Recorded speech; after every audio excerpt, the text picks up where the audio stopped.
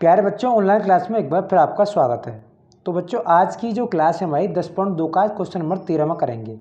कौन सा करेंगे? 13वां क्वेश्चन करेंगे। 10th क्लास का जो क्वेश्चन नंबर है 13वां, बहुत ही इंपॉर्टेंट क्वेश्चन है। आज इसको हम हल करेंगे। क्वेश्चन नंबर 13, 10.2 प्रश्नावली का मैथ का जो प्रश्नावली चल रही थी हमारी, तो आज क्वेश्चन नंबर कौन सा है? 13वां क्वेश्चन है। तो चलते हैं 13वें क्वेश्चन की तरफ।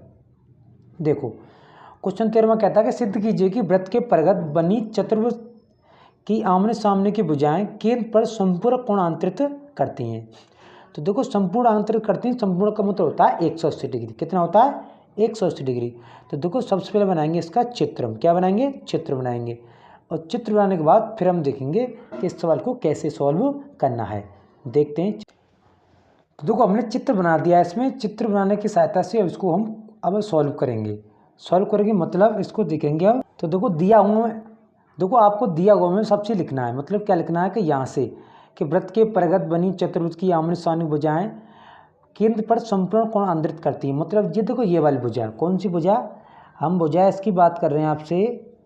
देखो, हम आपसे भुजा कौन सी बात कर रहे हैं? भुजा इसकी बात कर रहे हैं कि जैसे ये सी डी भुजा और ये ए डी भुजा, इसके सामने ये वाला कोण और इसके सामने ये वाला कोण, 1 2 मिला करके और ये 5 और 6 मिला करके, इनको क्या करना है? हमें 180 सिद्ध करना है। इसका क्या मतलब होता है? 180 सिद्ध करना है। संपूरक का मतलब क्या होता है? 180। तो देखो, हमें सबसे पहले इन दो त्रिभुजों को क्या करना है? इनको करना है क्या? सबसे पहले हमें करना है सर्वांग सम। कौन से वाले त्रिभुज को? ओ एस डी और ओ डी आर को, इनको हमें क्या करना है? सर्वांग सम सिद्ध करना है। अब देखते हैं सर्वांग सम कैसे सिद्ध करेंगे। अब देखो, सबसे पहले लेंगे त्रिभुज, यहाँ से लेंगे त्रिभुज ओ एस डी और त्रिभुज ओ आर डी में इनको क्या करना है? हमें सर्वांग सम सिद्ध करना है। तो देखो, 3 बातें हमें इसमें देखनी पड़ेंगी कि 3 बातों की सहायता से हमें क्या करना है? सर्वांग सम सिद्ध इसको करना है। अब देखो यहाँ से, तो देखो सबसे पहले दे रखी है हमारी त्रिज्या। कौन सी? ओ एस बराबर हो गई यहाँ से ओ आर। ये क्या है? हमारी त्रिज्या है। ये क्या हमारी त्रिज्या है? त्रिज्या है। नंबर 2 देख, दूसरी बात देखो, यहाँ से ओ डी बराबर ओ डी दे रखी है ओवेनिस्ट। ये वाली एस है आपकी। अब दे रखी है ओ डी बराबर ओ डी, क्या दे रखी है? यहाँ से ओवेनिस्ट दे रखी है। ये अब एस हो गई। तो देखो, यहाँ से ओ डी बराबर ओ डी, ये होगी ओवेनिस्ट। क्या हो गई? ओवेनिस्ट हो गई। ओवेनिस्ट हो गई ये वाली। ये वाली अब क्या हो गई? ओवेनिस्ट हो गई। अब तीसरी बात देखते हैं, ये वृत्त की स्पर्शिकाएं कौन सी? डी एस और डी आर। तो यहाँ से लिखेंगे हम डी एस बराबर डी आर। ये क्या है? वृत्त की स्पर्श रेखा। ये क्या है? वृत्त की स्पर्श रेखा। स्पर्श क्या है? ये रेखाएं हैं। अब देखो, जब तीनों भुजा हो गई बराबर, मतलब मिल गई हमें तीनों भुजा इसमें, तो हमारे त्रिभुज कैसे हुए? सर्वांग सम। तो त्रिभुज ओ एस डी और सर्वांग सम त्रिभुज ओ आर डी, इसमें लग गया नियम एस एस एस, सर्वांग समता से। ये इसमें नियम लग गया। अब देखो, ये नियम लग गया तो इससे हमारा सिद्ध हो गया कोण 6 बराबर कोण 7। ये हो गया सी पी सी टी से, ये सिद्ध हो गया हमारा। अब हमें यहाँ से क्या करना है? देखो, एक ही बिंदु पर बनने वाले सभी कोणों का योग क्या होता है? 360 डिग्री।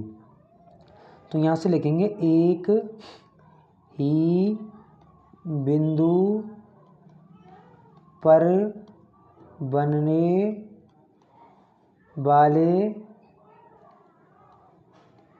सभी कोणों का योग 360 डिग्री होता है।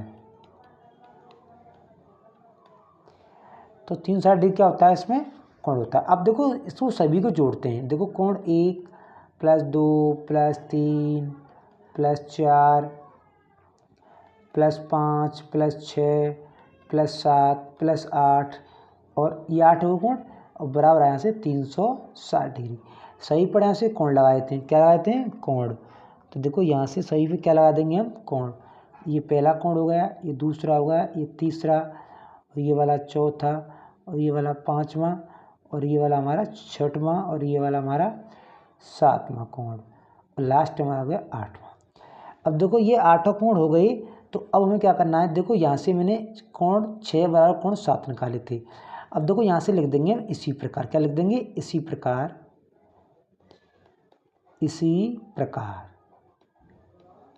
इसी प्रकार लिखने के बाद देखो 6 और ये 7 बराबर हो गए, इसलिए 4 और 5 बराबर हो जाएंगे। कौन से बराबर हो जाएंगे? 4 बराबर 5 हो गए, कोमा 4 से 5 हो गए तो 2 और 3 बराबर हो गए। यहाँ से 2 बराबर क्या हो गया? 3। अब 2 बराबर 3 होगा, 1 8 के बराबर हो गया। 1 बराबर क्या होगा? यहाँ से 8।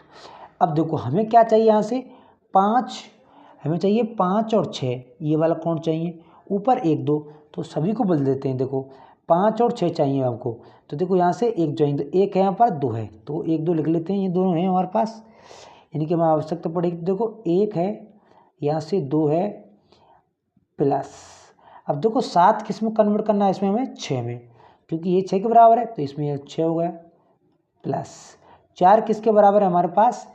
4 किसके बराबर? देखो 4 किसके बराबर हमारे पास? 5 के, तो यहाँ से 5 करना है, 5 की, प्लस 1 5 हो गया, दूसरा भी 5 होना चाहिए, ये वाला 5 हो गया, तो ये वाला 5 हो गया। डबल 6 करनी है हमें यहाँ से। देखो 2 6 हो गए, 2 5 हो गए।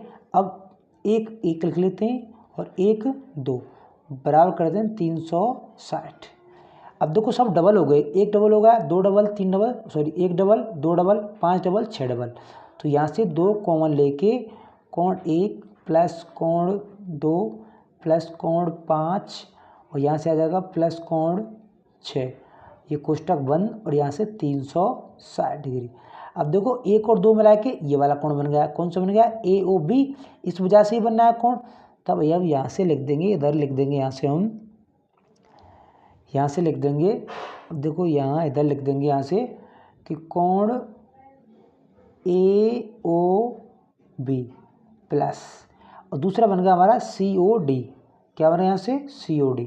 यहाँ से बन गया COD बराबर हो गया 360 में जब हम 2 का भाग लगाएंगे तो यहाँ से होगा 180। ये आपको क्या होगा? सवाल सिद्ध हो गया। तो थैंक यू बच्चों, कल फिर मिलेंगे एक नई वीडियो के साथ, तब तक के लिए धन्यवाद।